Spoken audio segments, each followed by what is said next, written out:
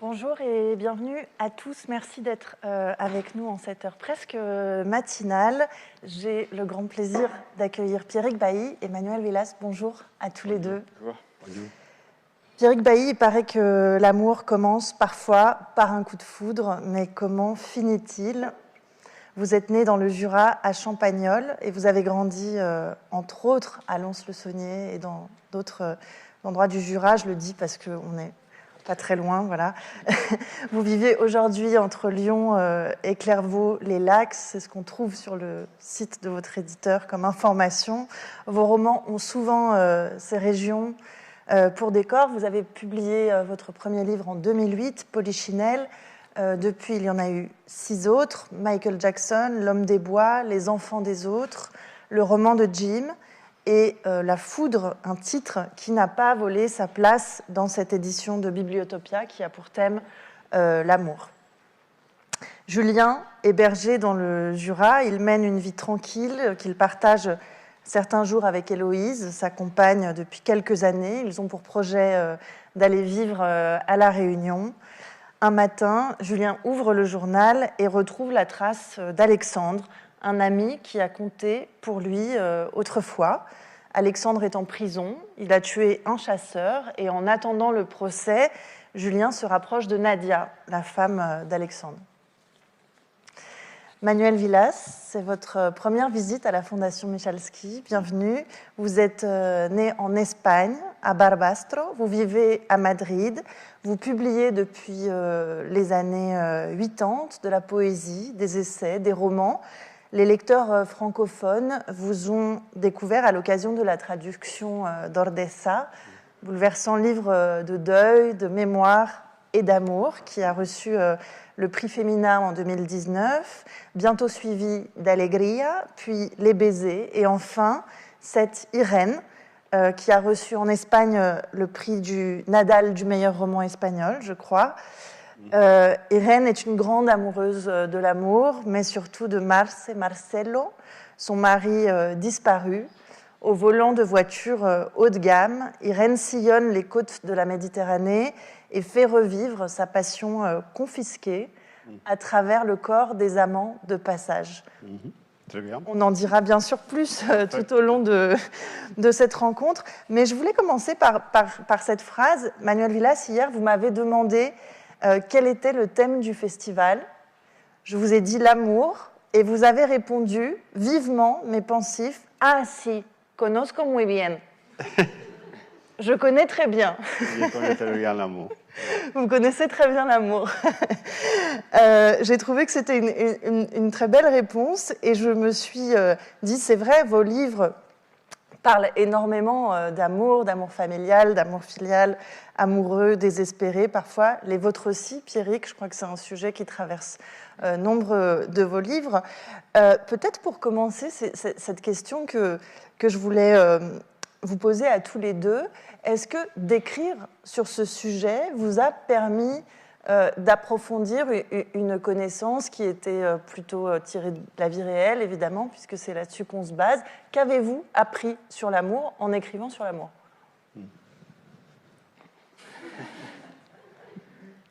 Comment? Oui. Bonjour. Je vais parler en espagnol parce que mon français c'est très limité.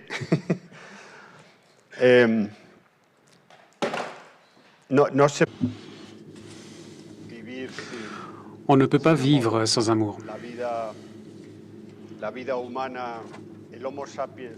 L'Homo sapiens, la vie a besoin d'être aimé et d'aimer.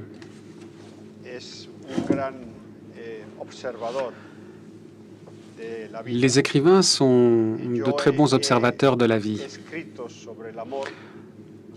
J'ai écrit sur l'amour. Est-ce que vous entendez bien l'interprétation? Très bien. Très bien, si on nous entend. Canal 1. Vous me comprenez? OK. Très bien.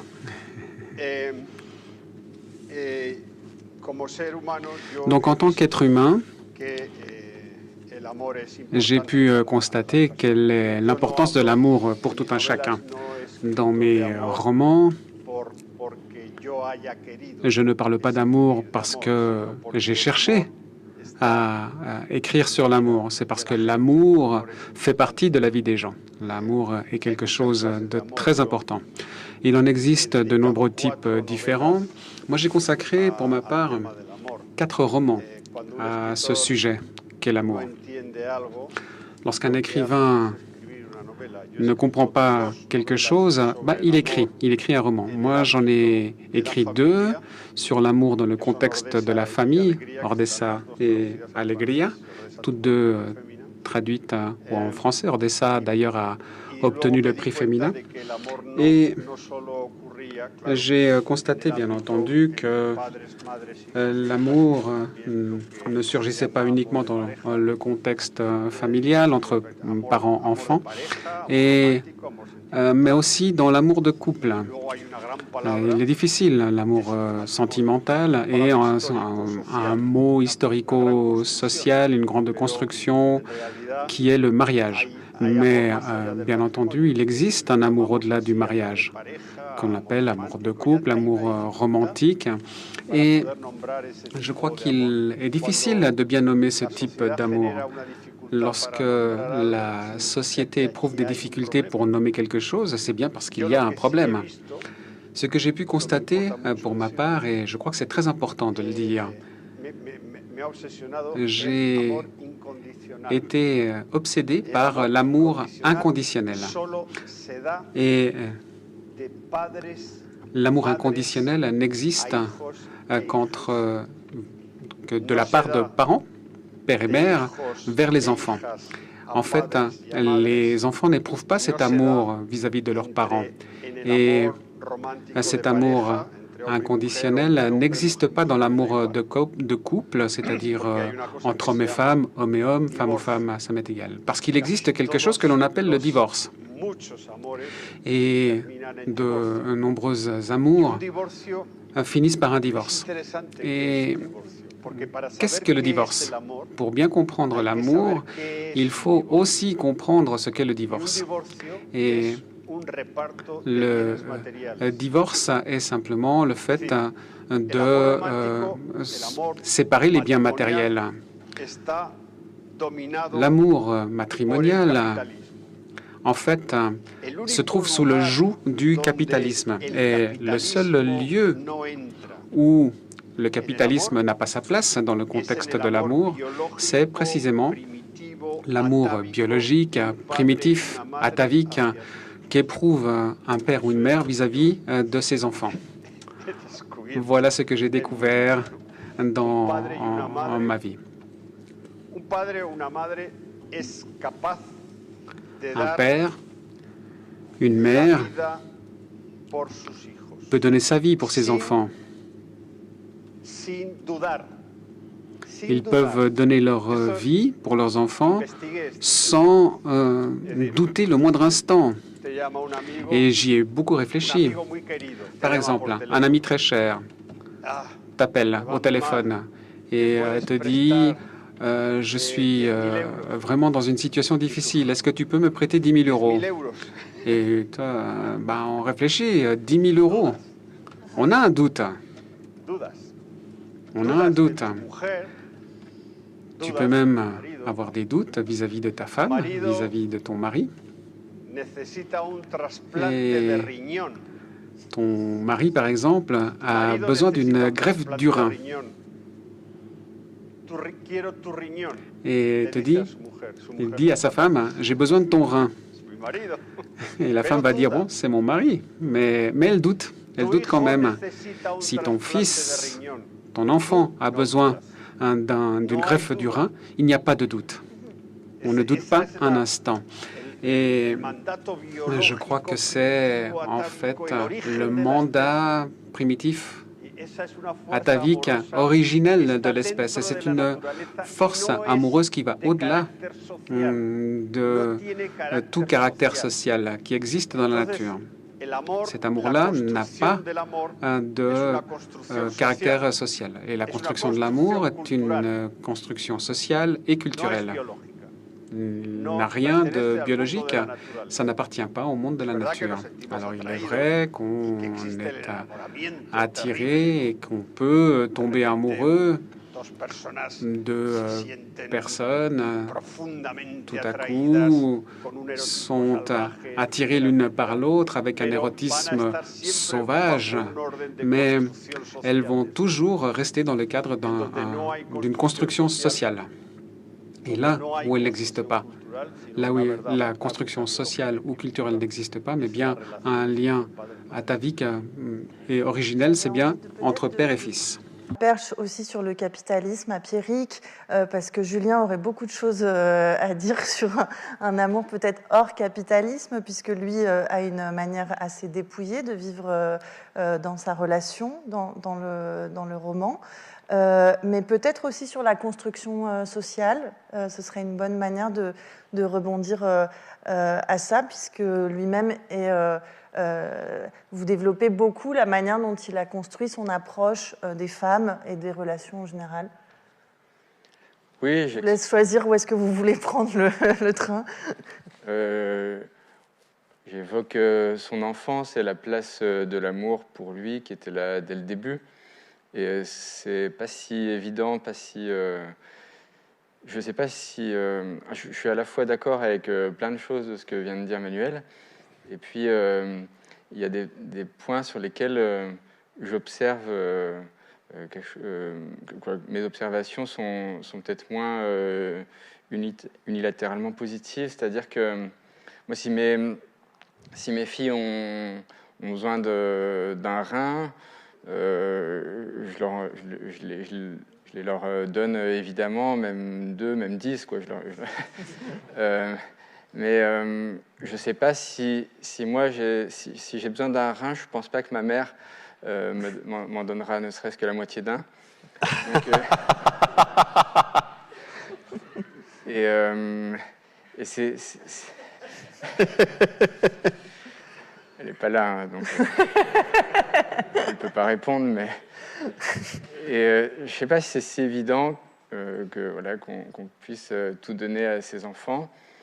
Et c'est la même chose sur la question de l'amour et la place que ça occupe. Parfois, je suis surpris, alors je ne sais pas pourquoi ça me marque autant, mais par des personnes ou des amis à qui je demande « Et alors, tu es amoureux, tu l'aimes ?» Et il me dit « Je ne sais pas ». Et il me dit « Je crois que je n'ai jamais su ce que ça veut dire, je ne sais pas ce que ça veut dire vraiment. Je me demande si j'ai déjà été amoureux dans ma vie. » Et ça me marque parce que ça me paraît inconcevable. Et c'est vrai que le narrateur du livre, un peu comme moi, depuis la toute petite enfance, on peut même dire que nos premiers souvenirs, ils sont liés à des relations amoureuses. Moi, je crois que mes premiers souvenirs, c'est une petite amoureuse que j'avais à l'école maternelle, à qui j'offrais des petits personnages, c'était pas des Playmobil, c'était des personnages majorettes associés à des petites voitures, et puis elle m'offrait des cadeaux et tout, et ça doit être mon plus ancien souvenir. Et ensuite, ça a toujours été là, et sans que ce soit souvent vécu, partagé à l'école maternelle, primaire, au collège. On a rarement des vraies relations sentimentales avec les autres. Et c'était très important, et déjà à ce moment-là, c'était douloureux et c'était envahissant, quoi. Ça prenait beaucoup de place. Donc ça donnait tout son sens à ma vie, et en même temps, c'était une obsession qui était un peu lourde, un peu pesante.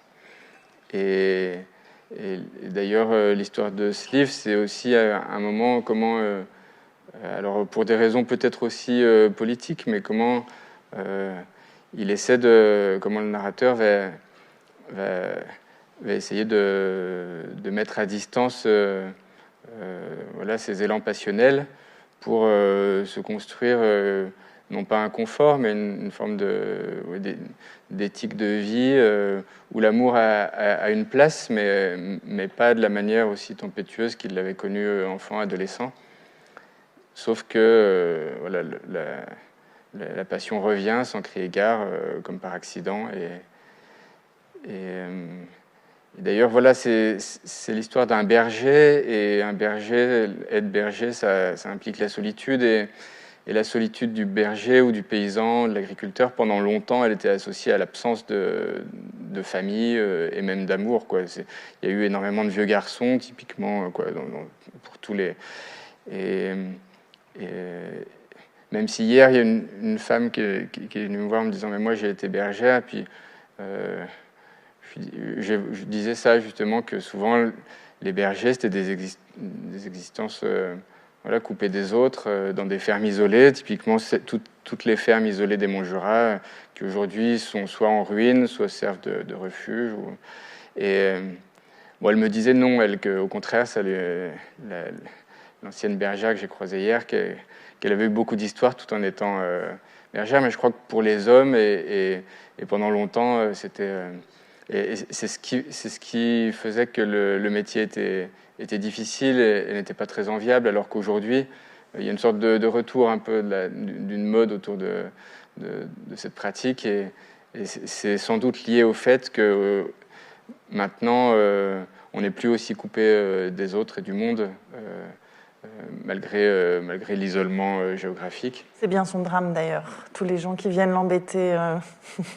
C'est son drame, et en même temps, il en a besoin un peu, et quand Nadia frappe à sa porte, il va lui ouvrir tout, son chalet et son cœur, quoi.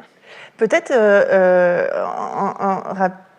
vous avez beaucoup exploré le couple, la famille dans vos derniers livres. Est-ce que, comme disait Manuel Vilas tout à l'heure, c'est quand on bute sur une énigme qu'on commence à écrire dessus?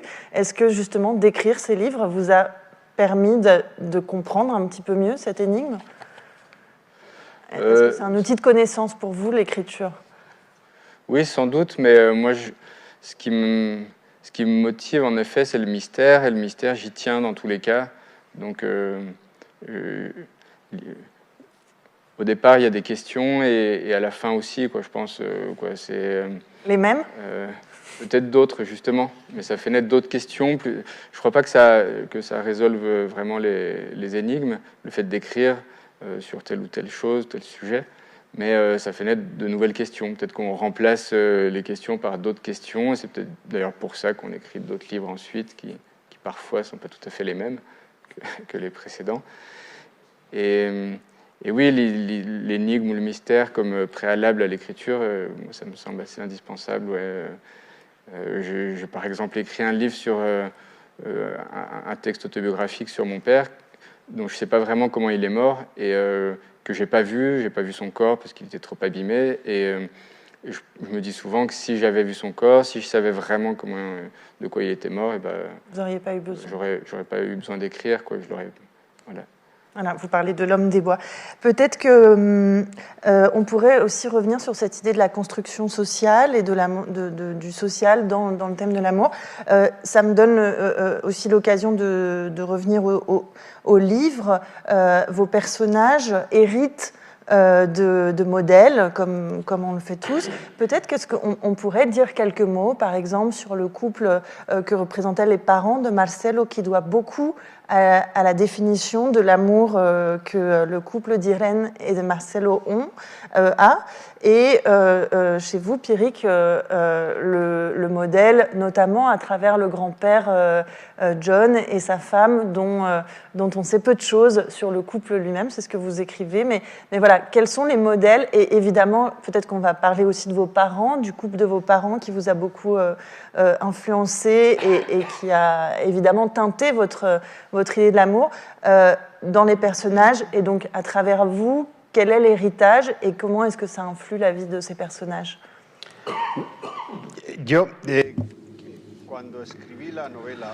Lorsque j'ai écrit le roman, j'avais une obsession. J'étais obsédé par cette possibilité qu'il existe un amour qui unisse deux êtres humains et qui ne se dégrade pas, et que le passage du temps ne l'oxyde pas, ne l'abîme pas.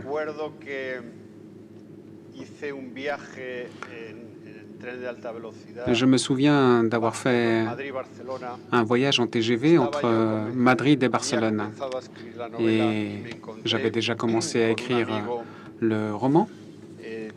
Et j'ai retrouvé un ami de mon village. Je suis originaire du même village que Luis Buñuel. Vous connaissez? Il avait un énorme sens de l'humour. Et cet ami, donc, venait de la même ville que Luis Buñuel. Et il me disait, « Qu'est-ce que tu écris ?» Et je lui ai répondu, « Je veux écrire un roman dans lequel l'amour ne se détériore pas au fil du temps. Un homme et une femme qui, tout au long de 20 ans, souhaitent toujours être l'un avec l'autre. Et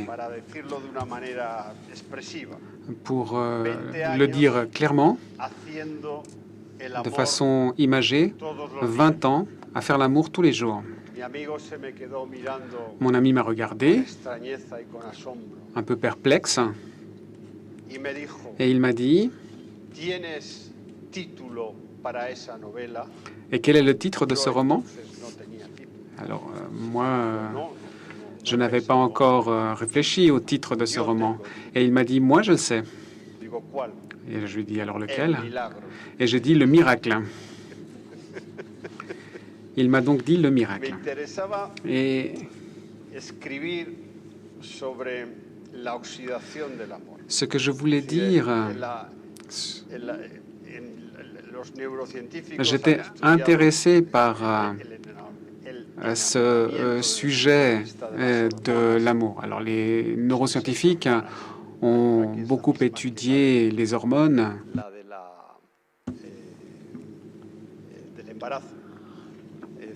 L'une de ces hormones est la même que l'hormone de la grossesse. Sur le plan biologique, sur le plan scientifique, on sait que les réactions biochimiques qui se produisent dans le cerveau lorsqu'on tombe amoureux fait que certains tombent dans une sorte d'addiction à cet état. Et je crois qu'il existe une série de composantes qui sont essentielles et tout le monde est d'accord. Deux personnes qui s'aiment, quel que soit leur sexe d'ailleurs, doivent faire preuve de loyauté. La loyauté est essentielle entre deux êtres qui s'aiment. La loyauté, la complicité, l'amitié, le respect. Le respect est quelque chose d'essentiel entre deux êtres humains qui ont pris la décision de vivre ensemble, qui ont pris la décision de s'aimer. Le soin aussi, prendre soin l'un de l'autre, c'est quelque chose d'essentiel dans une relation amoureuse. L'apprentissage en commun, lorsque deux personnes qui ont décidé de constituer un couple vivent ensemble pendant 10, 15, 20 ans, ces deux personnes ont appris à vivre l'un à côté de l'autre. La vie leur a beaucoup appris. Vivre à côté de quelqu'un est quelque chose de merveilleux. C'est sans doute l'une des plus grandes merveilles que peut nous apporter la vie. C'est-à-dire que la vie a quelque chose à nous enseigner en vivant à côté de quelqu'un d'autre. Mais Irène, le personnage, parle de loyauté, soin, apprendissage. Tout cela est bien bel et beau, mais si le plaisir n'est pas là, sans érotisme, toute cette merveille qu'est l'amour ne marche pas. Pour justement faire arriver le miracle et que l'amour ne meure jamais. Ya. Vous l'avez tué pour ça, le mari? pour qu'elle puisse continuer à l'aimer sans l'épreuve du réel. Ya, C'est ça, c'est plus facile d'aimer quelqu'un qui est absent que quelqu'un qui est là au quotidien, finalement. esto no te lo he entendido. C'est plus facile d'aimer quelqu'un qui est absent. No, dímelo en español. Es más fácil de amar a alguien que no está y por eso Matilde y Marcelo.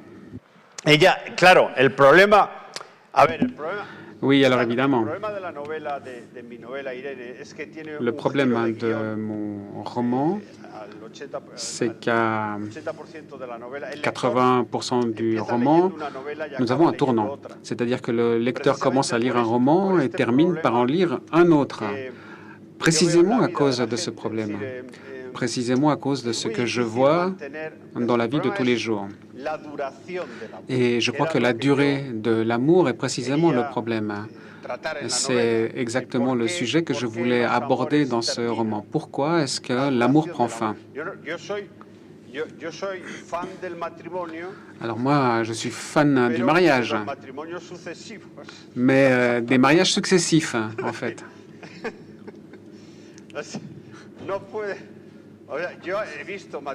Alors moi, j'ai vu des mariages qui durent 30, 40 ans, et c'est merveilleux. Effectivement, mes parents. Mais un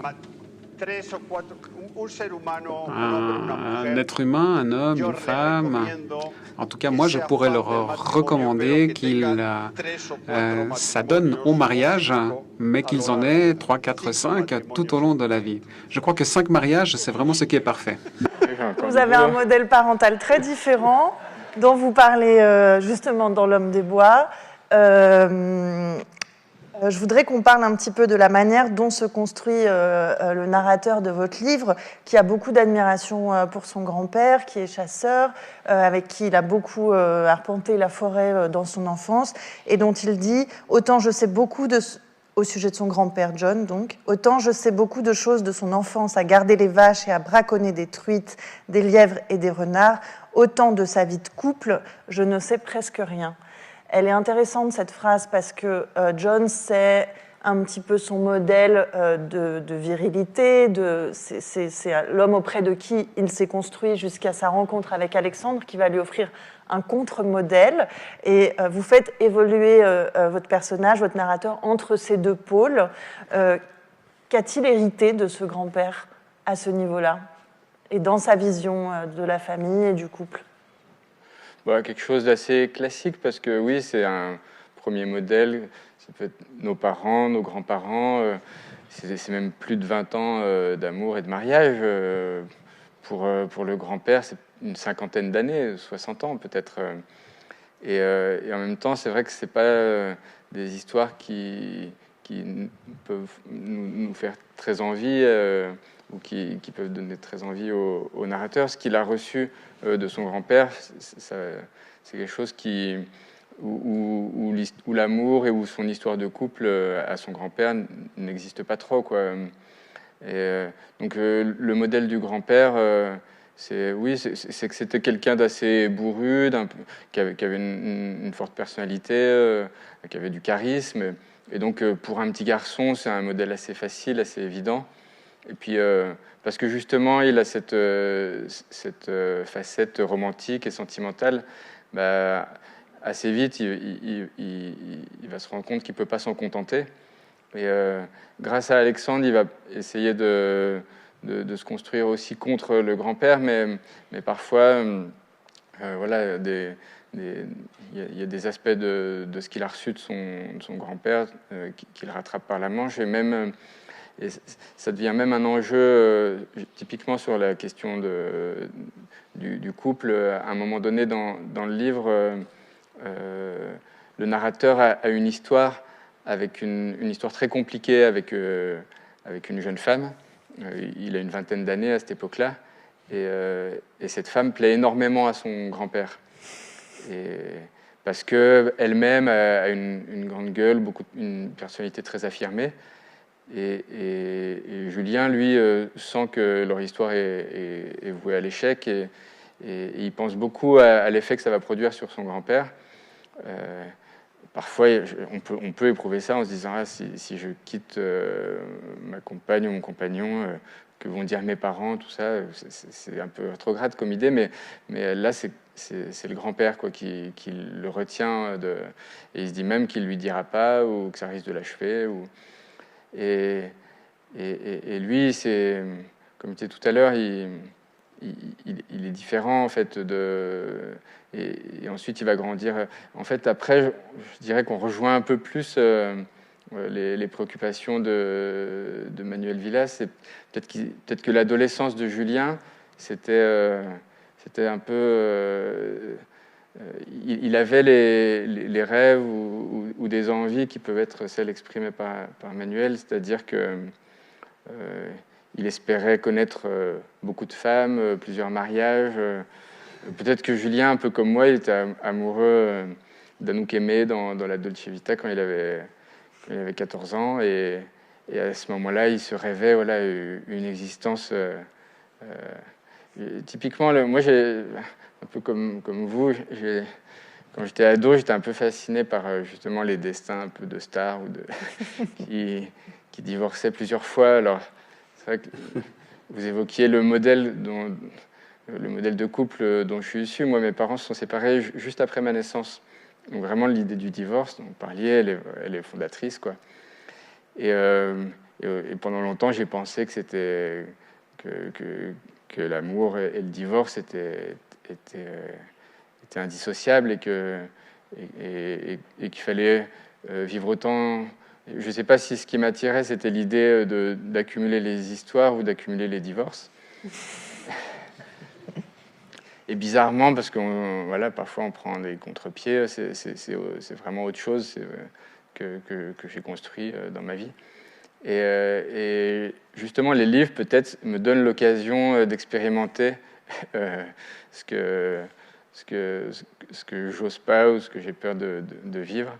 Donc aujourd'hui, c'est vraiment par procuration que je vis toutes ces histoires qui me faisaient envie quand j'étais plus jeune, jusqu'à ce que la vie ou que les livres déteignent un peu plus sur la vie. Hein. Rien n'est impossible, rien n'est figé, mais... Je crois que c'est intéressant aussi d'évoquer, puisqu'on parle des modèles qui nous influencent, dont on hérite, et ensuite ceux qu'on rencontre en chemin. Je pense qu'on peut parler de désir mimétique dans votre livre, avec ce désir mimétique. Ça va pour vous? El deseo mimético, puede ser? Deseo mimético.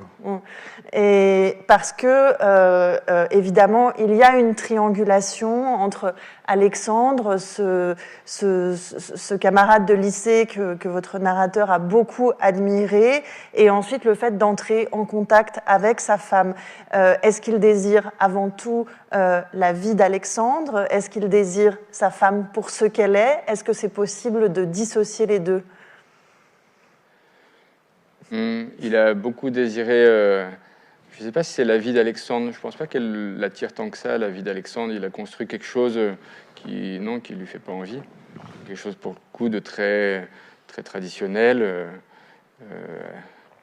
Il est en couple depuis des années, avec des enfants, il est dans une bonne situation. Voilà, lui, c'est contre ça, socialement, qu'il s'est construit, le narrateur. Mais en fait, c'est presque... Ça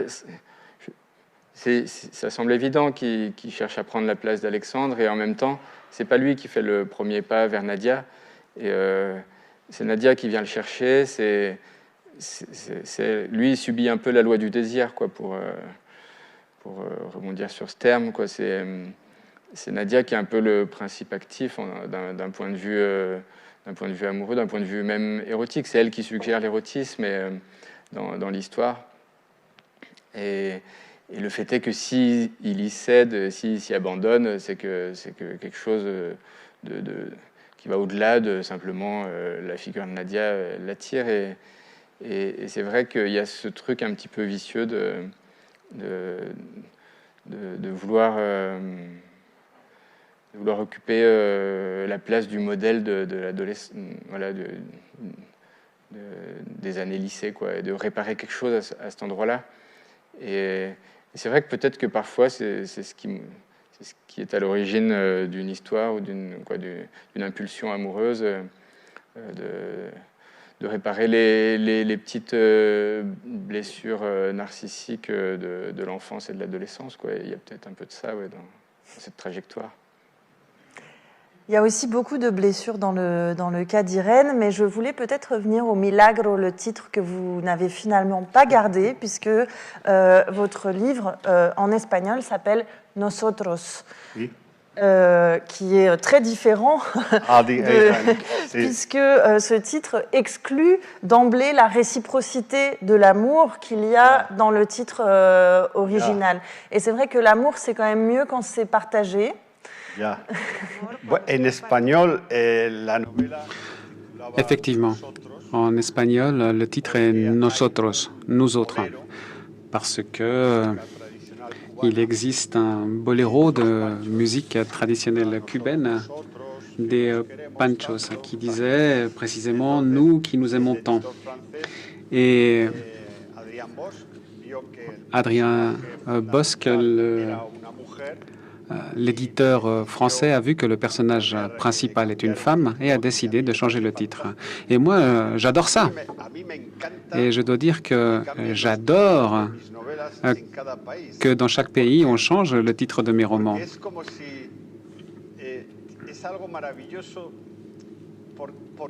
C'est merveilleux parce que, en fait, la littérature est une fantaisie. Certains auteurs souffrent énormément quand on change le titre de leur roman. Ils ont l'impression que c'est quelque chose de terrible. Pour ma part, au contraire, je crois que c'est précisément l'espoir de la littérature qui a cette capacité de métamorphose et de transformation infinie. C'est comme ça que le roman moderne est né avec Cervantes. Je suis un lecteur assidu de Cervantes et mon personnage principal, Irène, est une femme qui a beaucoup hérité du Quichotte.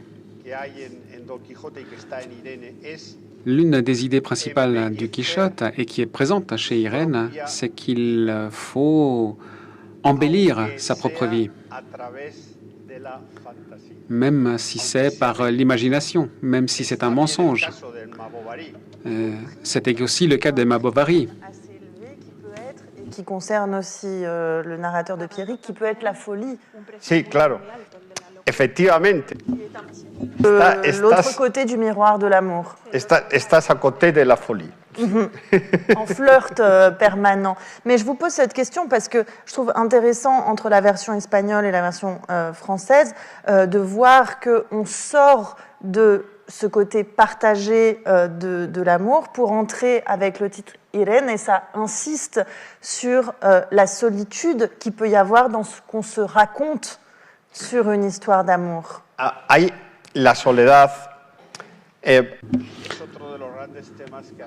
Alors effectivement, la solitude est sans doute un thème fondamental parce que l'être humain est seul.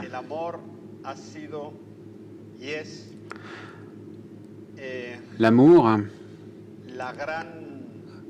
a été par le passé et continue de l'être aujourd'hui cette utopie qui nous permet de sortir de la solitude. En fait, si on tombe amoureux, si on souhaite vivre avec quelqu'un, c'est parce que nous détestons être seuls. Mais dans cette société occidentale, nous sommes à un tournant sociologique. On constate que bien des personnes veulent rester seules. C'est la solitude choisie. Des personnes de 60, 70, 80 ans qui ont vécu des histoires d'amour et qui ne veulent plus partager le quotidien de quelqu'un et décident d'être seuls parce qu'il existe quelque chose de vraiment très beau, c'est-à-dire l'amour pour soi-même. C'est vraiment un aspect intéressant. Peut-être que Je voudrais parler aussi de comment raconter l'amour, comment écrire l'amour. Et je crois que, une des manières, c'est évidemment la métaphore, puisque il n'y a pas d'amour, il n'y a que des actes d'amour, mais il y a aussi des phrases pour dire, et je pense que ça passe souvent à travers la métaphore, qui, chez l'un comme chez l'autre, peut-être s'incarne beaucoup dans le paysage, qui, je crois, a quelque chose de très sensuel et qui occupe une place importante, le décor, en fait. De fait, c'est dans la forêt que se passe je ne sais pas si je dévoile trop d'histoires en disant ça, mais ça va être un décor érotique, en tout cas, souvent chez vous. La forêt, il y a un rapport sensoriel au paysage. Tout à fait. Oui. Dès le début, et c'est pareil, peut-être parce que c'est vraiment les racines, c'est les sentiments et les lieux, quoi. Et c'est ce que retrouve et c'est ce que n'arrive pas à quitter. C'est un peu comme même si on se sépare, ensuite on continue à y croire. Et là, quand on a la chance d'avoir grandi dans un contexte, dans un paysage qui nous marque, qui nous façonne, on n'arrive pas à s'en passer, qu'on ne peut plus s'en passer. Il passe notre temps à nous rattraper. Et c'est vrai que ce personnage, il essaie plusieurs fois de fuir son Jura natal, et le Jura ne cesse de le rattraper. Et on peut dire un peu la même chose avec ces histoires d'amour qui sans cesse en fait l'empêche d'aller où il croit vouloir aller, comme si son moteur c'était la fuite et qu'il y avait toujours quelque chose qui l'en empêchait. Et c'est peut-être d'ailleurs une bonne manière d'avancer, quoi, de fonctionner. Et dans les moments de crise amoureuse, c'est souvent dans la nature qui se... Oui, parce que j'aime bien l'idée du paysage qu'on connaît comme une traduction de ce qui se passe à l'intérieur, quoi. Ça existe, c'est plus flagrant dans le cinéma, mais c'est ce que j'ai essayé de faire avec ce livre, où vraiment le paysage soit pas là ni pour faire joli, ni pour faire peur, mais vraiment pour traduire, pour être en soutien des émotions qui traversent le narrateur, et qui soit... C'est peut-être ça l'astuce, c'est que plutôt que faire des métaphores sur ce qu'est l'amour et des métaphores simples, écrites, il y a peut-être une seule grande métaphore en fait dans le livre de l'amour, c'est justement le paysage, quoi, la place du paysage, d'où le titre qui est à prendre dans tous ses sens possibles.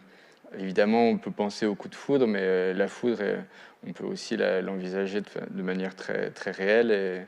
Et là aussi, dans tous les cas, l'idée qu'elle nous traverse, et qu'elle fasse tout exploser, qu'elle nous fasse éprouver, qu'elle nous mette à nu, qu'elle nous fasse vibrer, voilà, tout.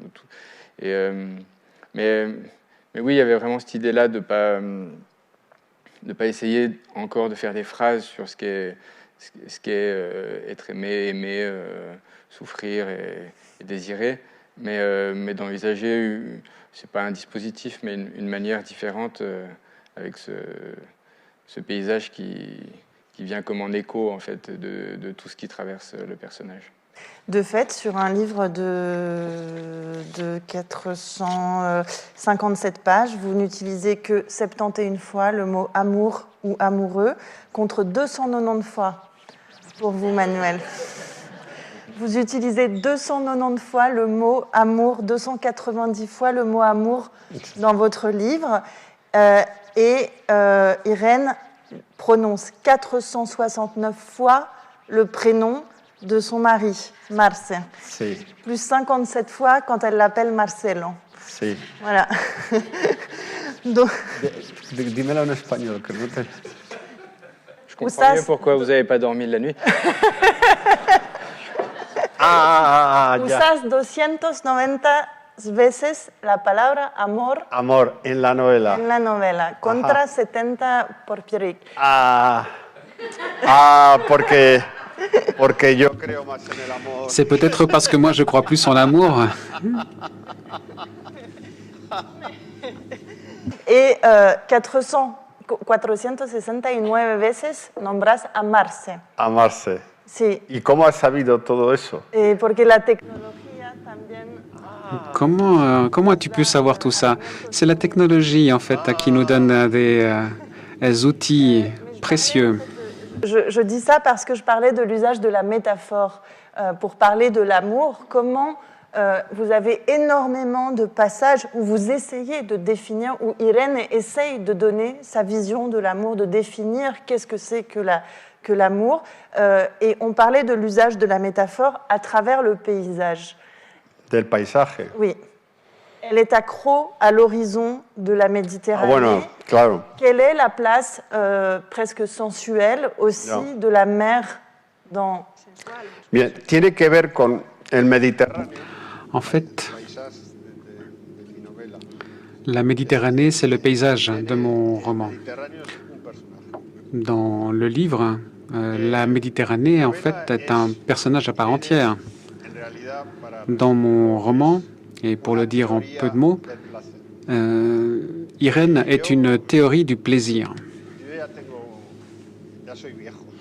Moi, je suis déjà âgé. Je ne vais pas dire quel âge j'ai réellement. Mais j'ai déjà vu beaucoup de choses. Et dans cette vie, j'ai vu quelque chose de triste. J'ai constaté à quel point les êtres humains ont du mal à dire « je veux le plaisir, j'ai besoin de ressentir du plaisir pour vivre ». Le plaisir est un mot tabou. Le plaisir n'est pas bien vu. Et pourtant, nous sommes là pour le plaisir. Toi, tu vis pour le plaisir, lui vit pour le plaisir, moi, je vis pour le plaisir. On a besoin de plaisir. Et quel que soit le plaisir, d'ailleurs, c'est égal. Irène, dans la Méditerranée, cherche le plaisir. Un écrivain cherche le plaisir en écrivant. Un Premier ministre, lorsqu'il se présente aux élections, dit, quel que soit le pays d'ailleurs, je suis candidat aux élections de mon pays parce que j'ai un engagement social, j'ai un engagement politique vis-à-vis de mon pays. C'est un mensonge. C'est pas vrai. C'est un énorme mensonge. Si quelqu'un est candidat au poste de Premier ministre, c'est parce qu'il a du plaisir. On ne pourrait pas accepter qu'un homme et une femme politique soit candidat, apparaissent à la télévision en disant « Je suis candidat à la présidence de l'Espagne, de la France, que sais-je, parce que ça me donne du plaisir. » En fait, parce qu'être Premier ministre, pour moi, c'est avoir du plaisir. Alors, cette idée de plaisir en tant que tabou, je voulais en fait le retirer chez Irène, parce que le plaisir est légitime.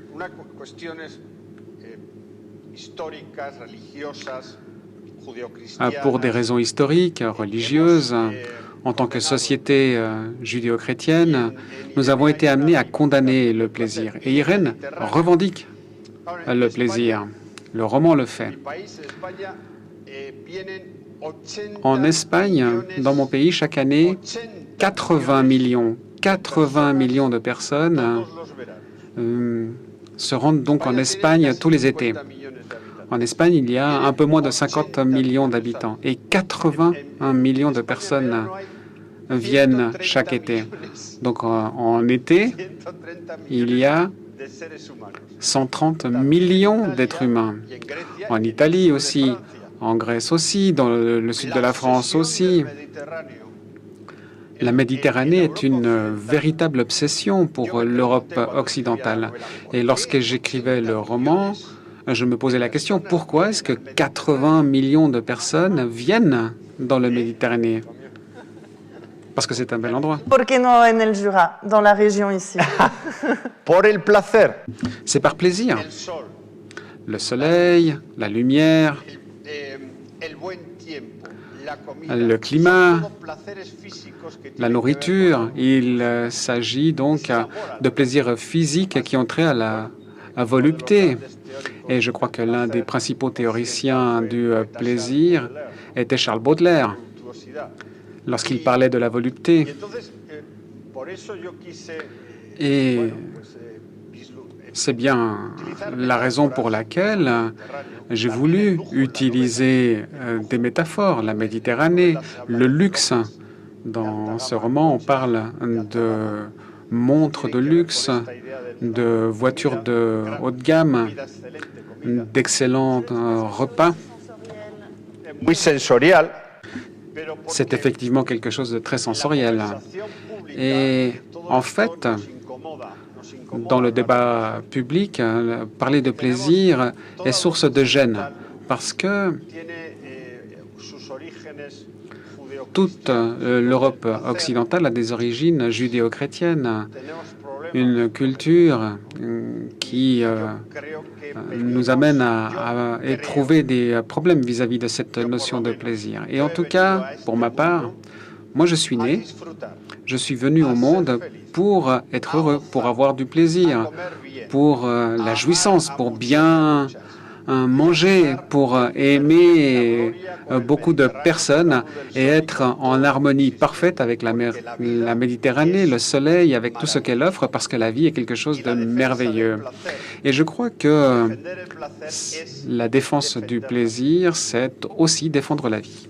Merci beaucoup. J'aurais voulu vous poser une question sur le temps de l'amour entre la prison et les montres, mais je crois que le temps est terminé. J'espère que vous avez eu du plaisir à écouter Pierrick Bailly et Emmanuel Villas. On va faire passer un micro si vous avez des questions à leur poser. Je précise en attendant que le micro arrive que tous les livres de nos auteurs sont présents à la librairie à l'étage. Tout d'abord, merci beaucoup. Muchas gracias. Voy a hacer la pregunta en francés. Pero, la question que j'aurais, c'est pour vous deux, mais ça concerne. Enfin, vous avez parlé de conception et construction sociale de l'amour. Et en fait, je me demandais dans ces explorations de définir l'amour et de choisir ou non un modèle qui soit hérité ou pas, est-ce que des thèmes tels que, par exemple, la matonormativité ou l'anarchie relationnelle ont pu vous intéresser, ont pu être explorés ou pas? Enfin, en tout cas, ça a réveillé ça en moi. Non sais si ha percibido o non. Est-ce que vous pourriez nous en dire plus sur ces deux thèmes? D'accord, pardon. Ok, désolée alors. Bon, l'amatonormativité, c'est un concept d'Elizabeth Brake. C'est l'injonction sociétale à, de une, avoir des relations amoureuses et un amour monogame. Évidemment, de préférence hétérosexuelle, mais ça, à la limite, on peut jouer dessus. Et qui passe avant toutes les autres formes de relations familiales, amicales ou autres. En gros, de prioriser l'amour romantique de couple entre deux personnes par rapport à toutes les autres relations d'amour à l'autre. En très gros.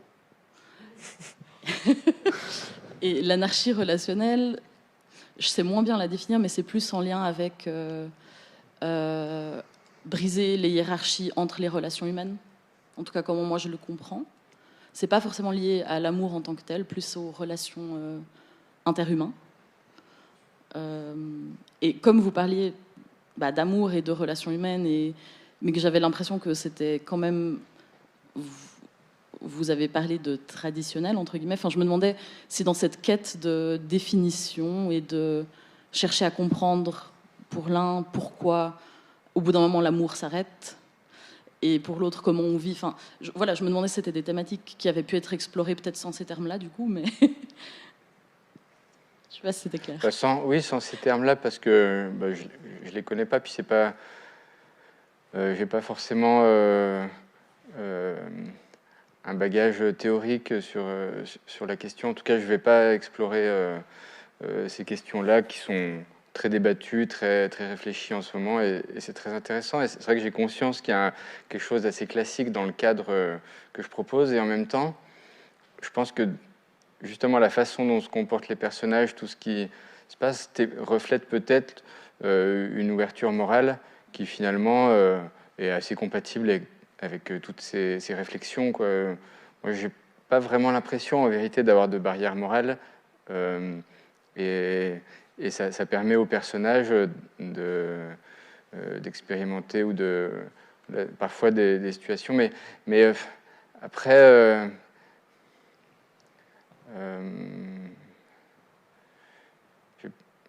j'ai pas envie de m'inscrire en fait dans quelque chose de trop, je sais pas, de trop contemporain dans ce côté-là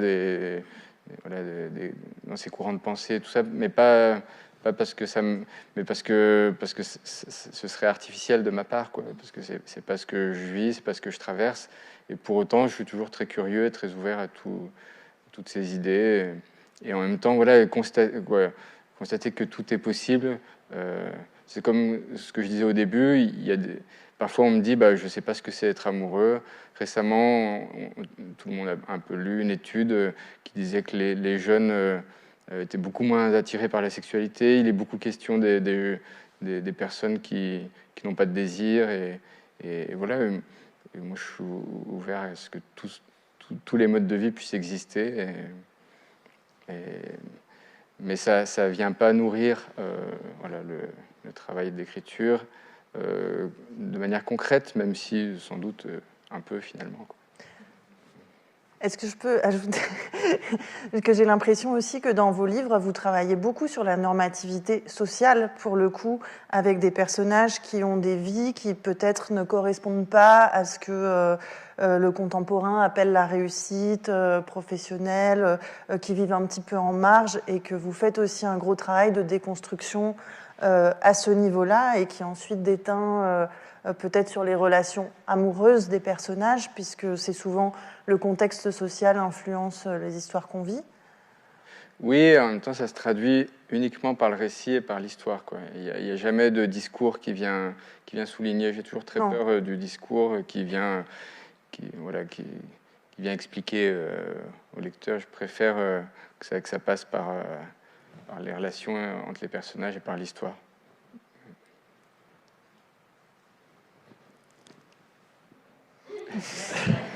Je n'ai compris pas ta demande. Mi pregunta era porque usted antes habló de construcción social de l'amour. Donc tout à l'heure, vous avez parlé de la construction sociale de l'amour. Donc je voulais savoir si, d'une façon générale, dans la construction du roman, où vous cherchez à décrire l'amour, à décrire les relations, est-ce que vous avez envisagé l'amatonormativité, c'est-à-dire de placer l'amour de couple par devant tout le reste, et qui serait donc une injonction sociale? Ou alors, si la thématique de l'anarchie relationnelle sont des sujets que vous avez traités ou abordés, en tout cas, pour comprendre ce qu'est l'amour, ou d'autres sujets.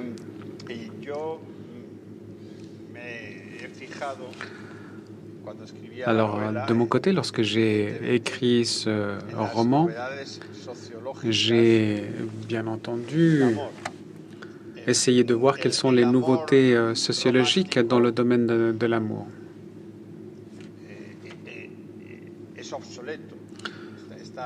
L'amour romantique est obsolète. C'est quelque chose de très ancien, surtout dans mon pays, l'Espagne. L'Espagne est sans doute le pays le plus novateur dans ce domaine. C'est un pays où le féminisme est à l'avant-garde. C'est un pays dans lequel l'amour romantique a perdu tout son sens. Je ne sais pas si je heurte quelqu'un. Et je crois que les solutions sociales au vieillissement de l'amour et à la perte d'importance de l'amour romantique, en fait, sont difficiles à trouver. Si quelqu'un cherche à vivre cette relation obsolète et ancienne, que peut-elle faire? En Espagne, on parle de polyamour. En Espagne, on parle de relations éphémères. Il existe d'autres variantes. L'amitié, une amitié donnant droit à relations physiques. Ce sont des nouveautés sociologiques. Il est possible de constituer des triangles amoureux, c'est-à-dire d'aller au-delà de ce qu'est un couple classique. Voilà quelles sont les nouveautés sociologiques que l'on rencontre dans le contexte de l'amour. Mais en tout cas, je crois qu'on ne peut pas dire que l'écrivain est un moraliste. En tout cas, un écrivain comme moi est un photographe. Moi, je prends simplement des instantanés de ce que les gens peuvent faire. Et je ne cherche pas à juger. Je ne dis pas si la vie à 2 ou la vie à 4 est bon ou mauvais. Moi, ce que je fais simplement, c'est de le représenter sur le plan littéraire. Ce que je peux constater, en revanche, c'est que l'être humain a besoin de se doter d'un projet de vie à caractère amoureux s'il veut se réaliser dans la vie pour atteindre un niveau de réalisation. Et quelle forme doit prendre l'amour? Un amour classique de couple? Est-ce que ça doit être du polyamour, d'être un triangle amoureux, une succession de relations monogames? Faut-il avoir des amants? Ce sont des nouveautés qui existent. Il y a quelques jours, un couple d'amis a divorcé et a organisé une fête. Et c'est une nouveauté sociologique. Normalement, un divorce est souvent douloureux, a un côté dramatique. Eux, en revanche, ont voulu faire un effort de renouveau moral du divorce. Ils ont donc rassemblé tous leurs amis pour faire une fête, pour expliquer que leur amour avait pris fin, mais que l'amour, malgré sa fin, voulait devenir quelque chose de différent et qui était raison de faire la fête. Je comprends bien donc qu'il existe des nouveautés sociologiques sur la base de cette construction de l'amour qui était dépassée. Et ces nouveautés me paraissent très intéressantes. Et il est évident que la littérature va reprendre ces nouveautés sociologiques. Vous étiez le témoin de la fête du divorce? Il y avait des témoins aussi?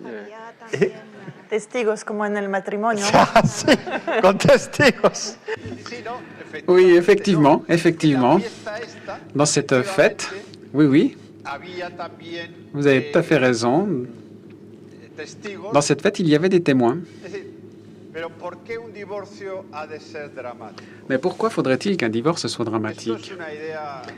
Je crois que c'est quelque chose de dépassé. C'est une construction culturelle. Bon, ce qui est dramatique, c'est la question de l'argent. Et l'argent, effectivement, est une question à part, parce que nous vivons dans un monde capitaliste. Mais si on s'entend bien, un divorce peut devenir une fête. Pourquoi? Parce que le divorce marque la fin d'un amour qui permet d'entamer un nouvel amour. C'est une évidence. Et lorsque la vie d'un être humain prend fin, si cette personne a vécu avec intensité, il peut penser à tous les amours qu'il a eus tout au long de la vie, 5, 8, 10. Et parmi ces 5 amours, il peut se demander lequel était le meilleur. Qui ai-je vraiment aimé? Et la vie devient ainsi une fête merveilleuse. Moi, je suis un amant de la vie. Si l'amour m'intéresse, c'est parce que je pense que l'amour est une façon de fêter la vie.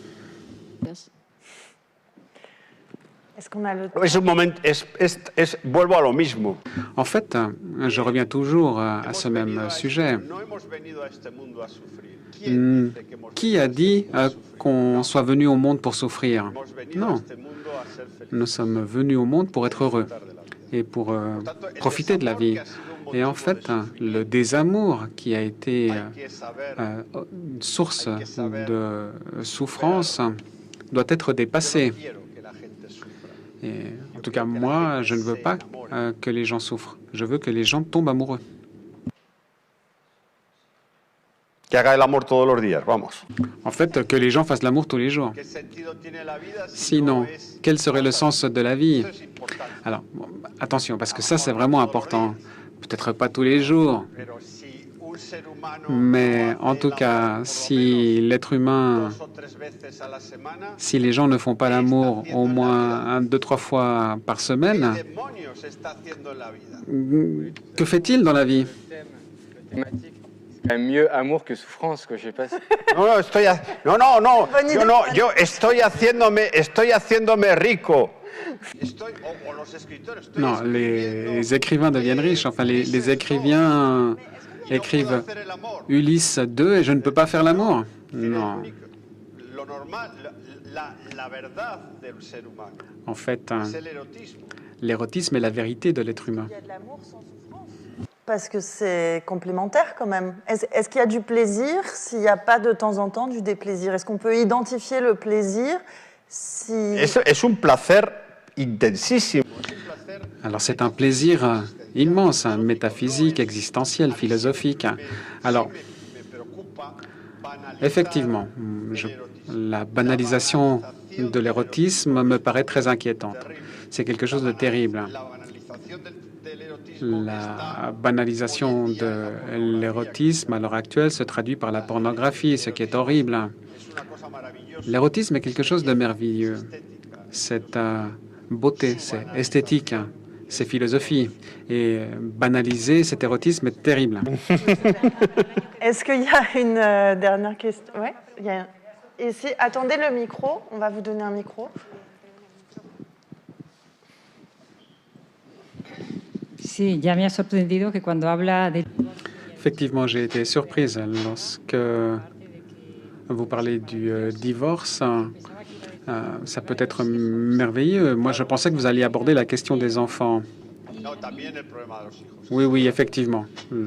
Au-delà de l'argent, le problème des enfants. Moi, j'ai vécu dans différentes régions d'Espagne et ce qui m'a toujours surprise, c'est que on n'aime pas de la même manière dans une région et une autre. Et ça, j'ai vraiment été très surprise. Et entre la Catalogne, entre la Navarre, je constatais qu'on n'aimait pas de la même manière et que ça se traduisait aussi par ce qu'on en disait. J'étais dans un village où la tradition catholique était énorme et depuis toute petite, on nous demande « Est-ce que tu as joui ?» Et donc, la notion de plaisir était énorme. Donc, on voit quels sont les liens familiaux à tous les échelons qui font que lorsqu'on te présentait quelque chose, quand on te présentait quelqu'un, en fait, on n'avait pas autant d'amour pour cette personne, on n'avait pas d'amour de la même manière pour une personne ou pour une autre. Si on rencontrait quelqu'un de Navarre ou d'une autre province espagnole, on ne l'aimait pas de la même façon. Et c'est quelque chose qui m'a toujours frappé. J'ai toujours chercher une explication dans la littérature. Bon. L'Espagne est un pays d'une très grande diversité. Et ce que vous dites, en fait, me laisse un peu perplexe. Je ne l'avais pas perçu, mais en tout cas, je vais y réfléchir. Je vais y réfléchir. Alors peut-être, effectivement, qu'on n'aime pas de la même manière selon l'endroit où on se trouve. Peut-être. Alors bon, il existe quelque chose d'évident. En Espagne, les choses ont également énormément changé lorsque nous avons eu le retour à la démocratie. La loi du divorce en Espagne date de 1980. Avant 1980, il n'existe pas en Espagne de loi du divorce. Le divorce n'était pas légal. Et lorsque cette loi a été adoptée, nous en avons vraiment beaucoup profité. L'amour qui entraîne assez peu de divorces, c'est l'amour de la lecture et de la littérature. C'est otra forma de amor. C'est celle qu'on va pratiquer dans l'immédiat. Je vous remercie beaucoup, Manuel Villas et Pierrick Bailly. Il y a une demande. Ouais, je crois qu'il faut qu'on ferme parce qu'il y a une autre rencontre qui arrive, mais je vous invite à aller la poser aux auteurs là-haut. Désolée. Merci beaucoup d'avoir été avec nous. Merci aux interprètes. Merci. Merci à vous. Très bien. Muy bien, ¿eh?